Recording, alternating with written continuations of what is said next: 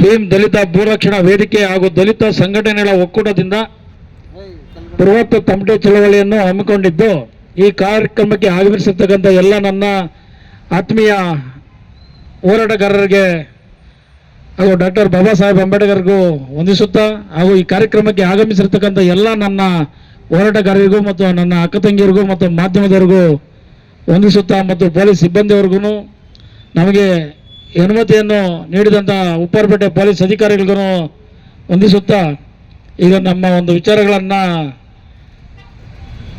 ತಮ್ಮ ಮುಂದೆ ಇಡ್ತಾ ಇದ್ದೀವಿ. ಬಂಧುಗಳೇ, ಆತ್ಮೀಯ ಬಂಧುಗಳೇ, ಮೊದಲನೇದಾಗಿ ನಾವು ಬೆಂಗಳೂರು ನಗರ ಜಿಲ್ಲೆಯಲ್ಲಿ ಅವಶ್ಯಕತೆಗಿರಂಥ ಇಲಾಖೆಗಳಾದಂಥ ಕಂದಾಯ ಇಲಾಖೆ ಮತ್ತು ಪಂಚಾಯತ್ ರಾಜ್ ಇಲಾಖೆ, ಗೃಹ ಇಲಾಖೆ, ಸಾರಿಗೆ ಇಲಾಖೆ, ಇನ್ನೂ ಹಲವಾರು ಇಲಾಖೆಗಳು ನಮಗೆ ಭಾಳ ಅವಶ್ಯಕತೆ ಇದೆ. ಈ ಅವಶ್ಯಕತೆ ಇದೆ ಅಂದರೆ ನಮಗೆ ಭಾಳ ಮುಖ್ಯವಾಗಿರೋ ಇಲಾಖೆ ಅಂದರೆ ಕಂದಾಯ ಇಲಾಖೆ. ಈ ಕಂದಾಯ ಇಲಾಖೆ ಒಂದು ಇಲ್ಲಾಂದರೆ ನಾವು ಏನು ಒಂದು ಸೈಡ್ ತಗೊಳಕ್ಕಾಗಲ್ಲ, ಏನೂ ಮಾಡೋಕ್ಕಾಗಲ್ಲ.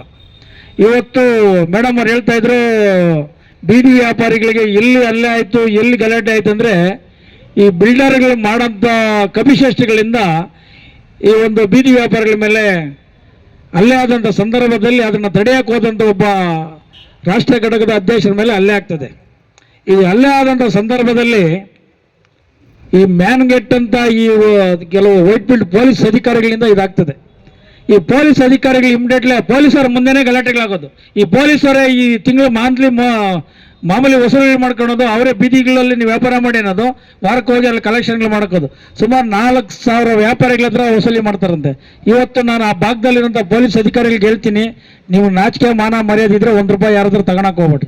ನಮ್ಮ ದಲಿತ ಮುಖಂಡರಿಗೆ ಅದು ಹೇಳ್ತೀನಿ, ಪ್ರತಿಯೊಬ್ಬರಿಗೆ ಹೇಳ್ತೀನಿ, ₹1 ಯಾರನ್ನ ಬೀದಿ ವ್ಯಾಪಾರಿಗಳು ₹1 ಕೊಡಕ್ಕೆ ಹೋಗ್ಬೇಡಿ. ಯಾರಿಗೂ ಕೊಡಕ್ಕೆ ಹೋಗ್ರಿ. ನೀವು ಕಷ್ಟಪಟ್ಟು ಕೆಲಸ ಮಾಡ್ಕೊಂಡು ನಿಮ್ಮ ಇದಕ್ಕೆ ಯೂಸ್ ಮಾಡ್ರಿ. ಅಕಸ್ಮಾತ್ ಏನಾದ್ರೂ ನಿಮ್ಗೆ ಏನಿದ್ ಮಾಡಿ 112 ಫೋನ್ ಹಾಕಿ ಪೊಲೀಸ್ ಅಧಿಕಾರಿಗಳು ಬಂದು ಅವ್ರ ಮೇಲೆ FIR ಹಾಕ್ತಾರೆ. ದಯವಿಟ್ಟು ಅದೊಂದು ಕೆಲಸ ಮಾಡಬೇಕು. ಆಮೇಲೆ ಆ ಒಂದು ವಿಚಾರದಲ್ಲಿ ಅಲ್ಲಿ ಹಲ್ಲೆ ಮಾಡೋದ ಸಂದರ್ಭದಲ್ಲಿ ಪೊಲೀಸ್ ಅಧಿಕಾರಿಗಳಿದ್ದಾರೆ, ಪೊಲೀಸರು ತಡೀತಾ ಇದ್ದಾರೆ, ಪೊಲೀಸರ ಮುಂದೆನೇ ಹೊಡಿತಾ ಇದ್ದಾರೆ. ಮತ್ತು ಪೊಲೀಸ್ ಅಧಿಕಾರಿಗಳು ಇವೆಲ್ಲ ಆಗಬೇಕಾದ್ರೆ ಅಲ್ಲಿ BBMP ಅಧಿಕಾರಿಗಳು ಮತ್ತು ಆಮೇಲೆ ಸರ್ವೆ ಅಧಿಕಾರಿಗಳ ಮೇಲೆ ಯಾಕೆ ಪೊಲೀಸ್ ಅಧಿಕಾರಿಗಳು FIR ಹಾಕಲಿಲ್ಲ? ಅಲ್ಲಿ ಅಟ್ರಾಸಿಟಿ ಕೇಸ್ ಇವ್ರೇನು ಹಾಕಕ್ಕೆ ಹೇಳಿದ್ರ? ಕಂಪ್ಲೇಂಟ್ ಕೊಟ್ಟರೆ ನೀವೇ ಹಾಕ್ಬಿಟ್ಟು ಕೌಂಟ್ರು ಚಿಹ್ನೆ ಮೇಲೆ ಹಾಕ್ತೀರ ಅಂದ್ರೆ ನಿಮ್ಗೆ ನಾಚಿಕೆ ಆಗಲ್ವಾ? ನಿಮಗೆ ಏನು ಪೊಲೀಸ್ ಇಲಾಖೆ ಅಂದರೆ ನಿಮ್ಮ ಅಪ್ಪನ ಮನೆ ಆಸ್ತಿ ಅನ್ಕೊಂಡಿದ್ದೀರಾ? ನಮ್ಗೇನು ಗೊತ್ತಿಲ್ವಾ? ಗೊತ್ತಿಲ್ಲನ್ರಿ ನಮಗೆ. ಏನು ಕಂಪ್ಲೇಂಟ್ ಕೊಟ್ಟು ತಗೊಂಡಿದ್ದು ಯಾಕೆ? ನೀವು ಕೇಸ್ ಹಾಕಿದ್ದು ಯಾಕೆ? ತಿರ್ಗಾ ಆಮೇಲೆ ಅವ್ರನ್ನ ಎಸ್ಕೇಪ್ ಮಾಡಿಸ್ಬಿಟ್ಟು ತಿರ್ಗಾ ಅವ್ರ ಮೇಲೆ ಕೌಂಟ್ರ್ ಕಂಪ್ಲೇಂಟ್ ಯಾಕೆ ಕೊಟ್ರಿ ನೀವು? ಇದೇ ವಿಚಾರನ ಒಂದು ವೈಟ್ ಫೀಲ್ಡಲ್ಲಿ ಲಾಸ್ಟ್ ಟೈಮ್ ಅಟ್ರಾಸಿಟಿ ನಾವು ಕಂಪ್ಲೇಂಟ್ ಕೊಡೋದು, ಅದನ್ನ ಬಿ ರಿಪೋರ್ಟ್ ಹಾಕಿದ್ದೀರಿ. ಬಿ ರಿಪೋರ್ಟ್ ಹಾಕಕ್ಕೆ ನಾವು ನಿಮ್ಮ ಕಂಪ್ಲೇಂಟ್ ಕೊಟ್ಟಿದ್ದು ಅಲ್ಲ? ನಿಮ್ಗೇನು ಬೇಜಾರಾಗಲ್ವಾ? ಇವತ್ತು ನಾನು ಒಳ್ಳೆ ಟಮ್ಟೆ ಲೋಡ್ ಸಕ್ಕದ ಓಡಿಸ್ಬೇಕಂತ ಇದು ಮಾಡಿದ್ದು ನಾನು. ಈ ನಮ್ಮ ಮಾದೇವಣ್ಣವ್ರು ಮಾಡಿದ ಕೆಲಸಗಳು ಟಮ್ಟೆಯನ್ನು ಮಾಡ್ಸೋಕೆ ಹೊರಡ ಇಲ್ಲಿ ಮಾನವ ಹಕ್ಕುಗಳ ಆಯೋಗದ ವಕೀಲರಲ್ಲಿ ಇವತ್ತು ಹೋರಾಟ ಮಾಡ್ತಾರೆ ಅಂದ್ರೆ ಅವ್ರು ನನಗೆ ಇಲ್ಲಿ ಸ್ವಲ್ಪ ಕಂಟ್ರೋಲ್ ಮಾಡಿದ್ರು. ಇಲ್ಲಾಂದ್ರೆ ಇವತ್ತು ಈ ಜನ ನೋಡೋದು ಆಗ್ತಾ ಇದೆ. ನಾನು ಅವರು ಏನೋ ಒಂದು ಮನವಿಗೋಸ್ಕರ ಆಮೇಲೆ ಇಲ್ಲಿ ಸೆಷನ್ ಇವತ್ತು ನಡೀತಾ ಇಲ್ಲ ಅಣ್ಣ, ಭಾಳ ಇದಾಗ್ತಾ ಇದೆ ಅಂತೇಳಿ ಪಾಪ ನಮ್ಗೆ ಏನೇ ಇದು ಮಾಡಲಿ ನಮ್ಗೆ ಸ್ಪಂದಿಸ್ತಾರೆ. ಇಲ್ಲಿ ನಮ್ಮ ಸರ್ಕಲ್ ಇನ್ಸ್ಪೆಕ್ಟರ್ ಡಿಸಿಪ್ಲಿನ್ ನಮ್ಗೆ ಅವಶ್ಯಕತೆ ಇಲ್ಲ. ನಮ್ಗಿಲ್ಲಿ ನಮ್ಮ ಮಾದೇವಣ್ಣವರು ಭಾಳ ನಮ್ಗೆ ಸಪೋರ್ಟ್ ಕೊಟ್ಟು ಎಲ್ಲ ರೀತಿಯಲ್ಲಿ ಅವ್ರು ನೋಡ್ಕೊಂಡು ಹೋಗ್ತಾರೆ. ಪಾಪ ಏನೇ ವಿಚಾರಗಳಿದ್ರು ಅವ್ರು ನಾನು ಚಿರಋಣಿ ಆಗಿರ್ತೀನಿ. ಯಾಕಂದ್ರೆ ನಮ್ಗೆ ಏನೇ ಹೋರಾಟ ಮಾಡಿದ್ರು ನಮಗೆ ಮುಂಡಾಯಣ್ಣವ್ರಿಗಂದ್ರೆ ಮೊದಲು ಇದು ಕೊಡ್ರಿ ಅಂತ ಅವ್ರಿಗೆ ಅನುಮತಿ ಕೊಡ್ರಿ ಅಂತ ಹೇಳಿ ಹೇಳೋದೇ ಅವ್ರೇನು ಪಾಪ ಮಾಡ್ಕೊಡೋದು ಅವ್ರಿಗೆ. ಅವ್ರು ಸ್ಪಂದಿಸಿ ನಾನು ಇವತ್ತು ಟಮ್ಟೆ ಚಳವಳಿಯನ್ನು ಕೈ ಬಿಟ್ಟು ಮೌಖಿಕವಾಗಿ ಇವತ್ತು ನಾವು ಇದು ಹೋರಾಟ ನಂಬ್ಕೊಂಡಿದ್ದೀವಿ. ಈ ಹೋರಾಟ ನಂಬ್ಕೊಂಡಿರೋಂಥ ವಿಚಾರಗಳಲ್ಲಿ ನಾವು ಚಿನ್ನಿಯವರಿಗೆ ಹೊಡಿಬೇಕಂತ ಅವಶ್ಯಕತೆ ಏನಿತ್ತು. ಆಮೇಲೆ ಅವ್ರು ಚಿನ್ನಿಯವ್ರು ಬರಬೇಕಾಯ್ತು, ಅವ್ರೇನೋ ಹಾಸ್ಪಿಟ್ಲಿಗೆ ಹೋಗ್ಬಿಟ್ಟು ಇದು ಅಲ್ಲೆಲ್ಲ ಮುರಿದೋಗಿದೆ ಅಂತ ಹೇಳಿ ಚಿಕಿತ್ಸೆಗೆ ಹೋಗಿದ್ದಾರೆ. ಇಲ್ಲ ಬರ್ತಾ ಇದ್ರು, ಅವ್ರದ್ದು ಒಳ್ಳೆ ಟೀಮ್ ಎಲ್ಲ ಬರ್ತಾ ಇತ್ತು. ವ್ಯವಸ್ಥಿತವಾಗಿ ನಾವು ಹೋರಾಟಕ್ಕೆ ಮುಂದಾಳತೆ ವಹಿಸಿ ಹೋರಾಟ ಮಾಡಬೇಕು. ಈಗ ಮೇಡಮ್ ಅವ್ರು ಹೇಳ್ತಾ ಇದ್ರು, ಹೋರಾಟ ಮಾಡಬೇಕಾದ್ರೆ ಅಲ್ಲಿ ಇಲ್ಲಿ ಯಾರೋ ಒಂದು ₹500 ಕೊಡ್ತಾರೆ, ₹1000 ಕೊಡ್ತಾರೆ ಅಂದ್ರೆ ಅದು ನಾಚಿಕೆ ಆಗಲ್ವ ನಮಗೆ?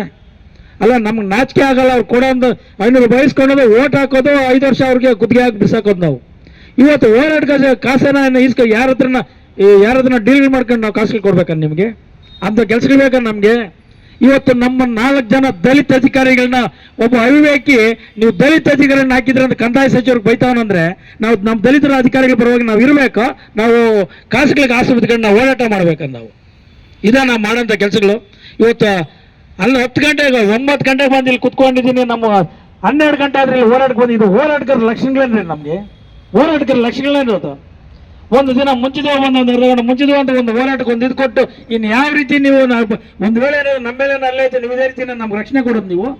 ನಿಮ್ಗೆ ಏನಾರು ಹೆಚ್ಚು ಕಮ್ಮಿ ಆಯ್ತು ಅಂದ್ರೆ ನಾವು ಓಡ್ ಬಂದು ನಿಮ್ಗೆ ಸಪೋರ್ಟ್ ಮಾಡಲ್ಲ, ನಾವು ಹೆಲ್ಪ್ ಮಾಡಲ್ವಾ? ಈ ತರ ನಾವು ಮಾಡೋದು. ಇನ್ ಟೈಮ್ಗೆ ನಮ್ಮ ಅಟ್ರಾಸಿಟಿ ಕಮಿಟಿ ಮೆಂಬರ್ ಬರ್ತಾರೆ, ಆಂಜನಪ್ಪ ಅವ್ರು ಬರ್ತಾರೆ, SR ನಾಯಕ್ ಅವ್ರು ಬರ್ತಾರೆ, ಇನ್ನು ಹಲವಾರೆಲ್ಲ ನೀವು ಬರಗಂಡು ನಾವು ಕಾಯ್ಕೊಂಡಿರ್ಬೇಕು. ಪಾಪ ಮಾಧ್ಯಮದವರು ನಮ್ಮ ವಿಚಾರನ ಪ್ರಚಾರ ಮಾಡೋಣ ಅಂತ ಹೇಳ್ಬಿಟ್ಟು ಬೆಳಗ್ಗೆ 9ರಿಂದ 10 ಗಂಟೆಗೆ ಬಂದವರು. 10 ಗಂಟೆಗೆ ಬಂದಾದ್ರು ಪಾಪನ ಏನಂದ್ರು, ಒಂದು ಪ್ರೀತಿ ವಿಶ್ವಾಸದಲ್ಲಿ ಇನ್ನೇನು ಅವ್ರೇನು ನಮ್ಗೇನು ಇದು ಮಾಡಂತಾರಲ್ಲ, ಏನೋ ವಿಚಾರಗಳು ಹೇಳಿದ್ರೆ ಒಂದು ಪ್ರೀತಿ ವಿಶ್ವಾಸದಿಂದ ಬರ್ತಾರೆ.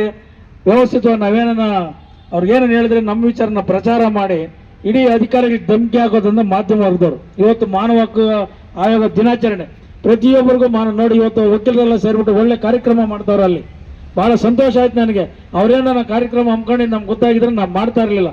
ನಾವು ಕೈ ಜೋಡಿಸಿ ಅವ್ರ ಜೊತೆಗಳಲ್ಲಿ ಇರ್ಬೇಕು ನಾವು.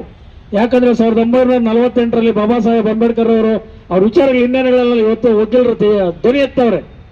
ಯಾಕಂದ್ರೆ ಏನು ಮಾನವ ಹಕ್ಕು ಅಂದ್ರೆ ಅವೆಲ್ಲ ಪ್ರತಿಯೊಂದು ತಿಳ್ಕೊಬೇಕು ನಾವು. ನಿಮ್ಗಿರೋ ಹಕ್ಕುಗೋಸ್ಕರನೇ ಇವತ್ತು ಎಲ್ಲ ಕಾನೂನುಗಳು ತಿದ್ದುಪಡಿ ಮಾಡಿ ಪ್ರತಿಯೊಂದು ಮಾಡ್ತಾರೆ. ನಾವ್ಯಾಕೆ ಅರ್ಥ ಮಾಡ್ಕೊತಾ ಇಲ್ಲ, ನಾವ್ಯಾಕೆ ಅಧ್ಯಯನ ಮಾಡ್ತಾ ಇಲ್ಲ?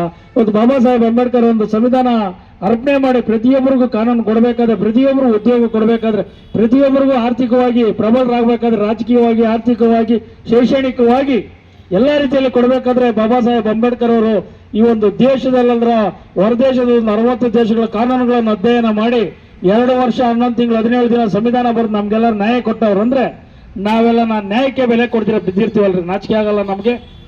ಈ ದೇಹಕ್ಕೆ ನಾವೆಲ್ಲ ಕೊಡ್ತೀವಿ, ಈ ದೇಹಕ್ಕೆ ನಾವೇನ್ ಕೊಡ್ತಾ ಇದೀವಿ ಅರ್ಥ ಮಾಡ್ಕೊಂಡಿದ್ದೀರಾ ನೀವು? ಏನಾದ್ರೂ ಪ್ರತಿಯೊಬ್ಬರು ನಾವು ಯಾವ ರೀತಿ ಇದು ಮಾಡ್ತಾ ಇದೀವಿ? ಈಗ ಬಾಬಾ ಸಾಹೇಬ್ ಅಂಬೇಡ್ಕರ್ ಅವರು ಕೊಟ್ಟಂತ ಒಂದು ರಿಸರ್ವೇಶನ್ ಒಬ್ಬ ಪೊಲೀಸ್ ಅಧಿಕಾರಿ ಆಗ್ತೀವಿ, ಉದ್ಯೋಗ ತಗೊಂತೀವಿ, ಸಂಬಳ ತಗೊಂತೀವಿ, ಓಟ್ ಹಾಕ್ತಿವಿ, MLA ಆಗ್ತೀವಿ, MP ಆಗ್ತೀವಿ, ಪ್ರತಿಯೊಂದು ಆಗ್ತೀವಿ. ಆದ್ರೆ ಬಾಬಾ ಸಾಹೇಬ್ ಅಂಬೇಡ್ಕರ್ ನಾವು ಯಾರಾದ್ರೂ ದಿನ ನೆನ್ಸ್ಕೊಂತೀವ? ಮಾತಿದ್ರೆ ಯಾವ್ದೋ ನೆನ್ಸ್ಕೊಳೋದು ಇಲ್ಲ. ಪ್ರತಿಯೊಂದನ್ನು ಒಂದೊಂದು ವಿಚಾರಕ್ಕೂ ಒಂದೊಂದು ಅಧ್ಯಯನ ಮಾಡ್ರಿ. ಅದು ಯಾಕೆ ನೀವು ಮಾಡ್ತಾ ಇಲ್ಲ? ಇವತ್ತು ಹೆಣ್ಮಕ್ಳು, ಇವತ್ತು ಅಲ್ಪಸಂಖ್ಯಾತರಿಗೆ ಎಂತ ಇದು ಕೊಟ್ಟಿಲ್ಲ ಬಾಬಾ ಸಾಹೇಬ್ ಅಂಬೇಡ್ಕರ್ ಅವರು. ಇವತ್ತು ಹೆಣ್ಮಕ್ಳು ಬರಬೇಕು, ಬೀದಿಗೆ ಬಂದು ಇದು ಮಾಡ್ಬೇಕು, ನಿಮ್ ಮಕ್ಳು ನೀವು ತಗೊಳ್ರಿ. ಇವತ್ತು ಅಲ್ಪಸಂಖ್ಯಾತರ ವಿಭಾಗದಲ್ಲಿ ಎಷ್ಟು ಅನುಕೂಲಗಳಿಲ್ಲ.